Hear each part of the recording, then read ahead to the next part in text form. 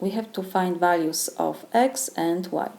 We have given right triangle because we have this red mark in this angle, and also we have given that these two sides are congruent. It means that these two angles are congruent too.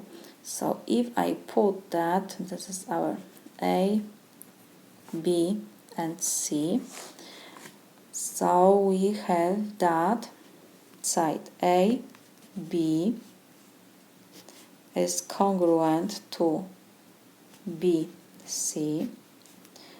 So we have that angle A is congruent to angle C.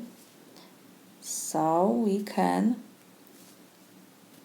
write that measure of angle A is equal to measure of angle C.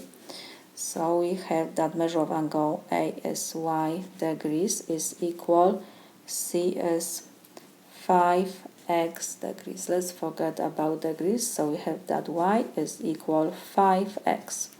We have one equation, and because we know that sum of interior angles of triangle is 180 degrees, so we can write another equation. We have y degrees plus 5x degrees plus, this is right angles, so we have 90 degrees is equal 180 degrees. So y is, let's forget about degrees, so we have y is equal plus 5x is equal 180 minus 90. I just move 90 to the right side. Y is 5x, so we can substitute this y. 5x plus 5x is equal 180 minus 90 is 90. So you have 5x plus 5x is 10x is equal 90. Now we will divide both sides by 10. 10 and 10 we can reduce, and we have x is equal 0 and 0 we can reduce, and x is equal 9.